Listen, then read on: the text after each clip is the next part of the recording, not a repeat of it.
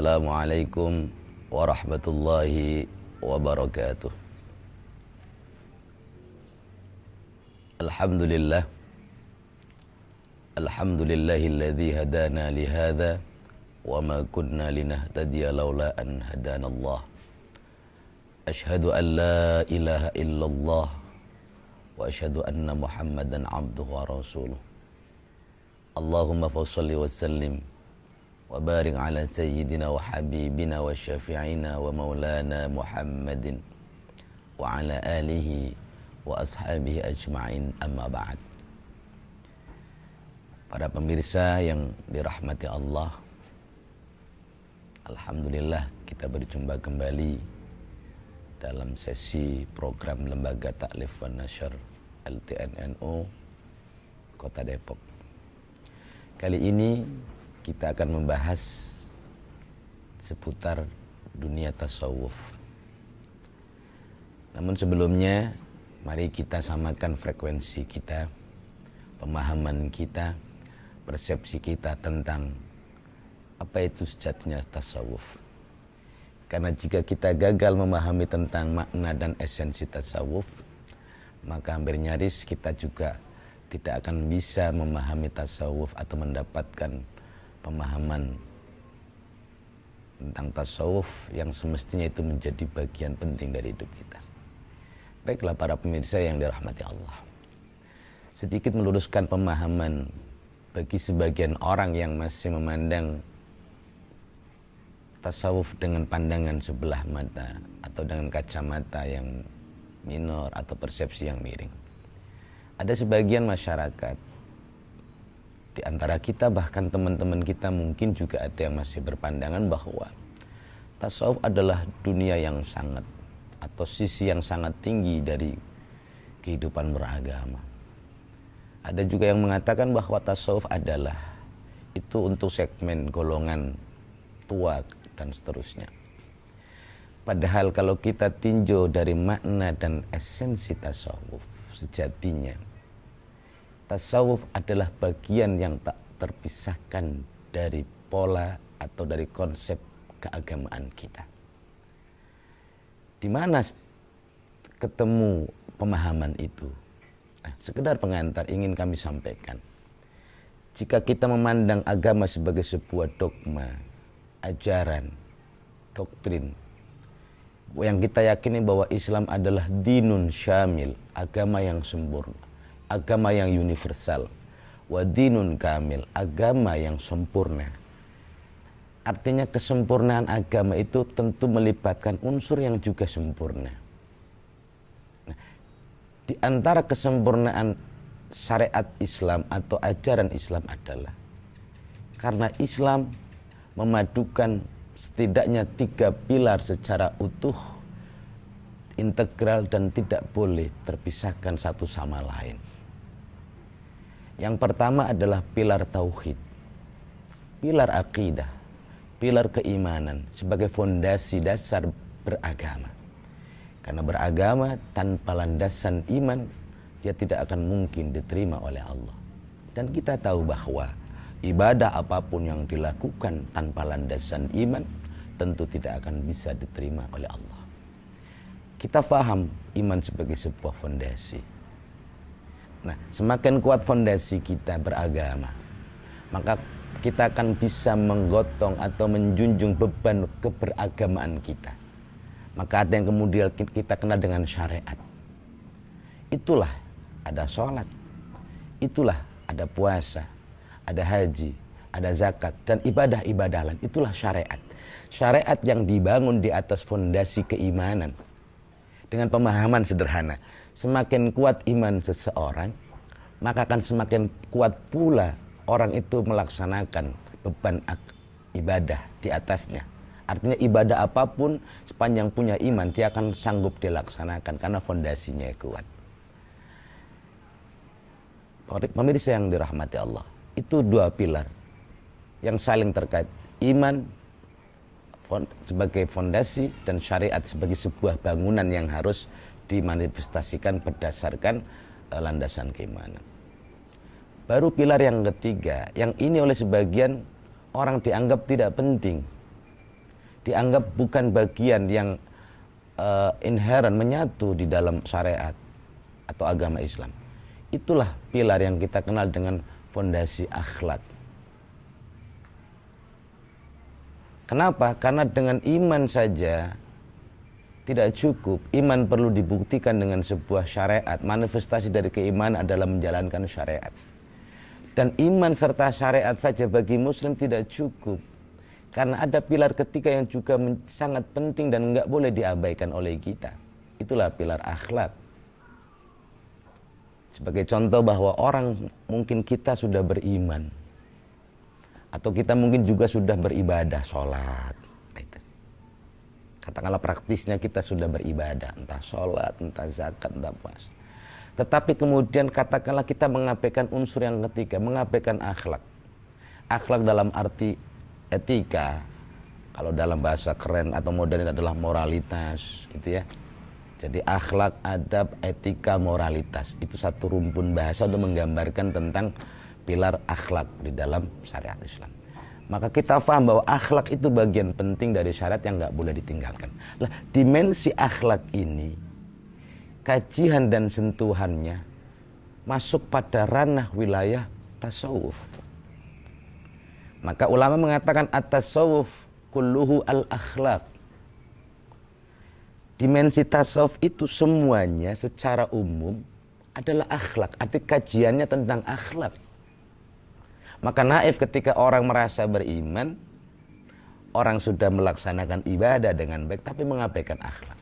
Padahal kita tahu kesempurnaan kita, bahkan di dalam ibadah saja, kesempurnaan ibadah kita akan ditentukan oleh akhlak. Contoh simpel. Kita sholat, sudah syarat dan rukunnya dipenuhi, tata cara sholat sudah benar, ya. Kaifiatus sholat sudah benar. Tetapi kemudian saat sholat nggak beradab, nggak menggunakan akhlak, entah baik akhlak kepada Allah maupun akhlak kepada manusia, ini kan akan mengurangi kesempurnaan sholat. Orang sholat kan juga perlu akhlak, pakaian yang rapi, khudhu zinatakum 'inda kulli masjid. Ambil pakaianmu yang bagus-bagus ketika setiap kali masuk masjid. Itu kan bagian dari akhlak ketika mau menghadap Allah. Maka menghadap Allah dalam sholat nggak boleh sembarangan pakai pakaian yang tidak beradab. Walaupun itu bukan menjadi tolok ukur sah tidaknya sholat. Anda sholat dengan kaos pendek atau dengan celana jin dikasih rantai misalnya. Ada tulisannya di belakang. Terus Anda sholat di shaf paling depan. Kan tentu akan mengganggu konsentrasi jamaah lain yang di belakang shaf Anda atau shaf di belakang Anda. Ini kan mengurangi kesopanan. Nah, ini menjadi penting. Nah, itulah kira-kira dimensi tasawuf. Bahwa tasawuf itu adalah bagian integral, tak terpisahkan dari ajaran Islam. Kita memahami kenapa masih ada sebagian stigma atau persepsi yang minor dari sebagian sahabat atau masyarakat memandang tasawuf itu hal yang tinggi dan tidak mungkin digapai. Karena dalam persepsi atau dalam bayangan mereka memandang tasawuf itu salah memahami. Tasawuf dipandang, oh tasawuf itu kan orang yang harus pakai begini terus kemana-mana pegang tasbih atau setiap hari pokoknya zikiran, kholwat, mujahadah, zikiran, nggak kemana-mana. Nah, orang melihat tasawuf dari sisi itunya, bahwa itu bagian dari tasawuf, iya. Bahwa itu bagian dari dunia tarekat, iya. Tapi memahami tasawuf dengan gambaran yang sepintas itu bukan. Karena kata tadi, substansi tasawuf bukan itu. Substansi tasawuf, esensinya, hakikat tasawuf adalah akhlak. Jadi bagaimana membangun kerangka akhlak menyatu dalam diri kita, baik akhlak kepada Allah maupun akhlak kepada hamba-hamba Allah. Itulah gambaran pemahaman untuk mengawali prolog kajian kita pada hari ini tentang satu konten atau satu ajaran di dalam tasawuf yang akan kami sampaikan. Nah, kali ini para pemirsa yang dirahmati Allah, izinkan kami menyampaikan sebuah konten atau isi doktrin, dogma, ajaran yang dikemas atau yang ada di dalam diskursus dunia tasawuf, yaitu tentang mahabbatullah, al-mahabbah, cinta. Bahwa di dalam dunia tasawuf itu ada yang sangat erat, yang sangat kental tema tentang mahabbah, tentang cinta. Nah, sebagai sebuah gambaran bahwa kita saja di luar dunia tasawuf, hampir saja semua orang mendambakan tentang yang namanya cinta. Cinta kepada lawan jenis, cinta kepada dunia, cinta kepada harta, cinta kepada jabatan. Hampir semua orang punya obsesi untuk memiliki rasa cinta. Bahkan orang di dunia ini rame-rame mengeksplorasi, mengekspresikan rasa cinta kepada apa yang dia cintai. Di dalam dunia tasawuf juga ada yang disebut dengan mahabbah. Tapi beda mahabbah, cinta dalam tasawuf dengan cinta di luar tasawuf. Maka cinta di dalam tasawuf maknanya adalah mahabbatullah, cinta kepada Allah. Nah, saya ingat dawuhnya Maulana Habib Lutfi, Rais Jatman, Jam'iyatul Thariqah Al-Mu'tabarah An-Nahabiyah. Beliau selalu menyinggung bahwa esensi atau hakikat tasawuf itu adalah sidqul mahabbah, cinta sejati, cinta secinta-cintanya, cinta murni, cinta sejati. Kalau bahasa kita mah bukan cinta KW. Bahkan kalau dalam dunia gaul ada yang dikenal dengan namanya bucin, ya, buta cinta. Di dalam dunia tasawuf juga ada istilah buta cinta, itu juga ada, hanya sentuhan dan dimensinya yang berbeda. Tapi karakter, perilaku, indikatornya akan sama. Karena bicara cinta ini substansinya sama. Hanya nanti cara mengekspresikannya yang berbeda, tergantung dunianya, tergantung segmennya, tergantung dimensinya. Dimensi tasawuf itu mengenal namanya cinta. Lantas kemudian apa sih sesungguhnya yang disebut dengan cinta atau makna cinta? Kalimat cinta agak sulit diekspresikan. Kayak kita saja, kita cinta, setiap orang kalau ditanya cinta beda jawabannya. Yang bisa menjawab tentang apa itu cinta adalah orang yang sedang dibuai cinta, dibuai asmara. Dalam dunia tasawuf bagi para aulia Allah yang sudah usul al-arifina billah, mereka sangat mudah menjelaskan tentang esensi hakikat cinta kepada Allah. Nah, mari kita simak beberapa pelajaran di dalam diskursus tasawuf mengenai apa itu yang disebut dengan cinta. Secara umum bahwa mahabbatullah itu adalah satu, bahkan mahabbatullah itu adalah puncak tertinggi dari pencapaian orang menjalani proses atau menjalani dunia tasawuf. Nah, di dalam tasawuf itu ada tangga yang harus dilewati oleh setiap orang yang menempuh jalur ke Allah. Jadi substansi tasawuf adalah orang yang menjalankan tasawuf, menjalankan torekoh atau menyelami dunia tasawuf. Orientasinya adalah al-wusul ilallah, sampai kepada Allah. Artinya mencapai keridhaan Allah, sampai dekat dengan Allah. Itu orientasi tertinggi dari tasawuf, dari orang bertorekah. Nah, proses menapaki tangga wusul ilallah, proses menapaki tangga untuk ma'rifatullah, proses menapaki tangga untuk taqarruban ilallah, itu banyak. Makanya di dalam bab tasawuf, misalnya kayak kitab ini misalnya, ada haqaiq anit tasawuf. Atau di kitab literatur mana saja tentang tasawuf. Di sana disebutkan beberapa tangga yang harus dijalani bagi setiap salik, orang yang menambahkan sampai kepada ma'rifatullah. Itu ada beberapa pelajaran yang harus ditempuh. Misalnya dari bab sabar, bab tawakal, bab syukur, bab ikhlas, bab taqwa, dan seterusnya. Itu adalah tangga-tangga yang harus dilewati. Dan ini tangga takwa, sabar, ikhlas kan bukan hanya milik orang bertasawuf. Orang yang hari ini tidak percaya dengan tasawuf, bahkan membid'ahkan tasawuf pun, kan dia juga harus menjalankan namanya hidup sabar, ikhlas, syukur, apalagi tawakal. Lah ini ajaran-ajaran ini ajaran syariat, tapi yang menjadi kental adalah ketika bab ini masuk di dimensi tasawuf. Maka dalam bab fikih nggak dikaji tentang bagian sabar ikhlas, babnya akhlak. Nah kembali karena at-tasawuf kullu akhlak, maka inilah menjadi sentuhan khusus di dalam dimensi tasawuf. Nah kembali ke soal mahabbah.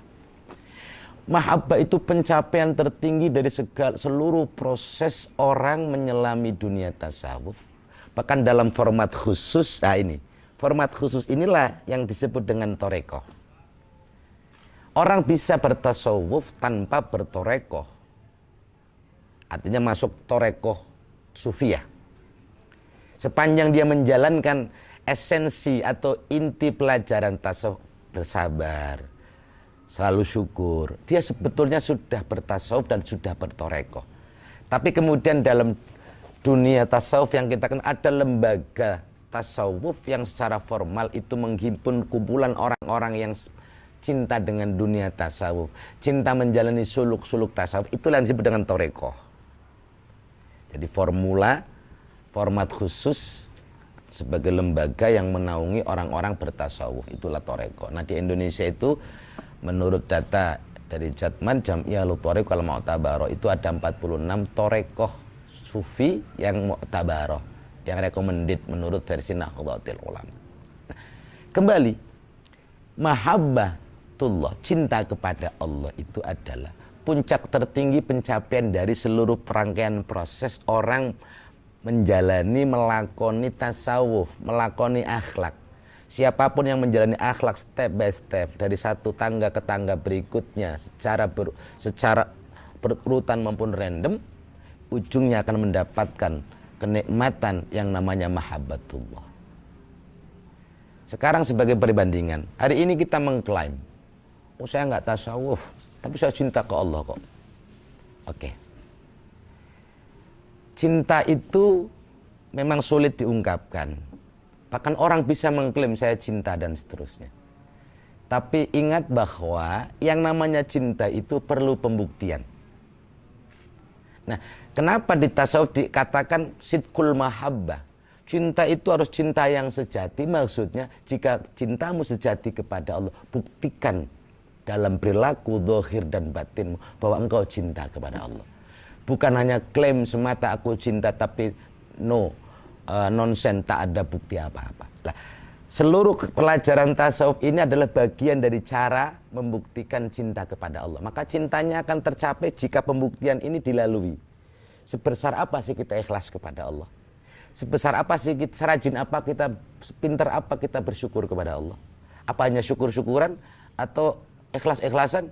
Tentu ketika syukurnya setengah-setengah, ya nggak bisa klaim aku cinta ke Allah. Karena syukurnya setengah-setengah. Nah, muaranya adalah intinya sidqul mahabbah, cinta sejati. Dibuktikan oleh amal yang sejati. Nah itu. Makanya di dalam dunia tasawuf, kenapa kemudian dikenal tadi buta cinta? Buta cinta dalam dunia tasawuf adalah menggambarkan bahwa sosok orang yang sedang menggeluti, menyelami dunia akhlak, dunia tasawuf, bahkan masuk ke wilayah torekoh, formula torekoh, maka dia akan menunjukkan cinta butanya kepada Allah dengan segala ritual amalia yang nyaris menurut nalar juga nggak sanggup kita nalar. Contoh, kenapa orang torekoh itu untuk membuktikan cinta kepada Allah, dia mampu berzikir berjam-jam yang mungkin tidak sanggup dilakukan oleh orang yang tidak terbiasa dengan torekoh. Kata orang, wah ini gila, siang dikiran, malam dikiran, sore dikiran, pagi dikiran, nggak kenal waktu. Ya itulah cinta. Cinta nyaris dibilang orang nggak kenal waktu. Pagi ngapel, siang ngapel, sore ngapel, nggak kenal waktu. Kenapa dia lakukan itu? Bukti bahwa dia cinta. Itu dari sisi yang berbeda. Sama di dalam tasawuf, jika kita ingin sidqul mahabbah, cinta kepada Allah, ada tanda-tanda pembuktian yang menunjukkan alamat bahwa itu cinta sejati. Nah diantaranya adalah kenapa orang tasawuf, orang torekoh itu dominan di wilayah zikrullah, karena zikrullah bagian dari cara mendekatkan diri kepada Allah. Lah, hanya saja ini yang kemudian dipahami oleh orang, tuh kan, torekoh mah begitu, tasawuf mah seperti itu mah bukan makanan kita, itu adalah orang-orang yang sudah mapan. Padahal tidak, itu bagian kecil, karena ada orang intinya kan zikrullah. Nah, mahabbah, cinta itu kan ada tingkatan. Orang yang tingkatannya mungkin makomnya masih rendah, ya mungkin zikrullahnya nggak ada hitungan ribuan. Cukup dia rutin zikir karena cinta kepada Allah, habis sholat dia zikir, tengah malam dia zikir, walaupun mungkin tidak ribuan, tapi sudah ada bukti bahwa oh dia ingin membuktikan cinta dekat dengan Allah. Nah, jadi cinta kepada Allah itu minimal menunjukkan bukti kedekatan melalui amalia. Nah, di dalam tasawuf itu formulanya menjadi jelas ketika dia dikaitkan dengan dunia toreko. Nah, makanya di toreko itu macam-macam. Ada yang toreko taqarruban ilallahnya, memang torekonya ta'alum. Mudawamah dzikir tapi ta'alum. Bahkan ada toreko yang mengajarkan torek suluknya itu ya sudah, rajin saja kemudian sedekah. Karena itu juga bagian dari pembuktian cinta kepada Allah. Singkat kata, singkat cerita bahwa pelajaran cinta kepada siapapun dan kepada apapun perlu pembuktian. Nah, di dalam tasawuf pembuktiannya sudah terukur melalui seperangkat pelajaran yang basicnya adalah akhlak. Jadi mahabbatullah itu meskipun setinggi apapun derajat makomnya, pembuktiannya adalah tadi melalui serangkaian amalia-amalia yang itu adalah sejatinya bukti wujud pembuktian ekspresi cinta kepada Allah. Nah, itulah esensi dari mahabbah. Maka menggambarkan cinta itu di dalam tasawuf analoginya sebetulnya sama dengan bagaimana ketika kita sedang dibuai cinta. Makanya kalau di dunia real, dunia kehidupan dunia ini kemudian ada orang mabok cinta, bahkan sampai karena cinta dia sakau, di dalam tasawuf juga ada. Karena cintanya kepada Allah begitu besar, maka dia mabuk cinta melalui senandung dzikir yang gak terukur nalar. 4 jam, 5 jam duduk kuat. Karena dia sedang mabuk cinta dengan Allah. Lah kalau gak mabuk, jangankan 3 jam, 10 menit kita sudah geser. Nah, itu. Makanya tidak ada yang beda dari makna cinta, hanya beda esensi dan hakikatnya di dalam dimensi tasawuf jika diperbandingkan dengan cinta di luar urusan tasawuf, cinta dunia dan seterusnya. Nah, para pemirsa yang dirahmati Allah, itulah gambaran singkat tentang mahabbatullah, bahwa ini adalah pelajaran atau ajaran yang sangat ditekankan di dalam tasawuf, karena inti dari pelajaran tasawuf adalah akhlak, dan puncak tertinggi dari pencapaian suluk berakhlak bertasawuf. Ingat, suluk berakhlak artinya berakhlak bukan hanya milik orang yang konon bertasawuf, tidak bertasawuf pun akhlak juga harus. Kayak model kita ini, awam maupun alim, akhlak menjadi penting. Sepanjang kita beragama, akhlak harus dipegang. Makanya mari kita simak apa kata Al-Imam Sufyan Ats-Tsauri. Beliau mengingatkan betul agar orang tidak abai dengan akhlak. Man la adaba la dina lahu, atau jadi orang yang tidak punya adab, dalam kurung akhlak, la dina lahu, dia dianggap tidak beragama. Kenapa? Beragama itu meniscayakan akhlak sebagai bagian integral yang tidak terpisahkan. Makanya jangan kaget, jangan heran, jangan kemudian berpandangan sebelah mata bahwa tasawuf itu bagian luar. Tidak. Tasawuf itulah gambaran umum tentang akhlak, dan akhlak adalah bagian tak terpisahkan dari agama. Itulah yang ingin kami sampaikan melalui forum yang singkat ini, betapa pentingnya tasawuf bagi kita umat Islam, umat beriman, dan betapa mahabbatullah, cinta kepada Allah itu adalah bagian penting dari tasawuf. Bahkan menurut ulama, mahabbatullah hiya thamratun min thamaratit tasawuf. Cinta kepada Allah adalah buah dari segala buah tasawuf. Jadi kalau kita berakhlak yang dalam arti menjalani tasawuf dengan baik dan benar, buah manisnya adalah nanti kita bisa merasakan nikmatnya mahabbatullah. Dan satu kata penutup, di antara tanda-tanda cinta kepada Allah yang diajarkan tasawuf, manakala kita sudah mampu rindu untuk berjumpa dengan Allah yang maha kita cintai. Man ahabba liqa Allah ahabba liqa'ahu. Barang siapa yang cinta untuk berjumpa dengan Allah, Allah pun cinta untuk berjumpa dengan hambanya. Dalam dunia tasawuf dimaknai sederhana, tidak harus mati untuk ketemu Allah. Melalui ritual dzikir orang bisa berjumpa dengan Allah. Tapi akidah yang tidak boleh meleset menyimpang, keyakinan kita Ahlus Sunnah wal Jamaah, Allah tidak bisa dilihat di dunia dengan mata kepala, tapi Allah bisa dilihat dengan mata batin. Mata batin itulah yang bisa melihat Allah manakala batin kita bersih, akhlak kita baik, cinta kita memuncak kepada Allah. Tingkatkan, mari saya ajak pribadi saya dan hadirin jamaah pemirsa sekalian, mari kita berusaha dengan sekuat tenaga kita untuk menapaki tangga demi tangga tasawuf, akhlak demi akhlak, dalam rangka kita menggapai mahabbatullah. Kalau kita cinta ke Allah, Allah pun pasti akan cinta kepada kita. Itu pesan kami terakhir melalui forum ini. Mudah-mudahan kita termasuk kategori hamba-hamba Allah yang diberikan kekuatan sabar, tegar untuk tetap menjalankan pilar agama dengan proporsional, baik dan benar serta terpadu, tidak dipisahkan satu sama lain, termasuk bagian tasawuf, agar kita menjadi pribadi muslim yang utuh, zahiran wa batinan, ruhan wa jasadan, yaqdatan wa manaman. Sekian, kurang lebihnya mohon maaf. Hadani Allah wa iyyakum wal afu minkum wallahul muwaffiq ila aqwamit thoriq. Wassalamualaikum warahmatullahi wabarakatuh.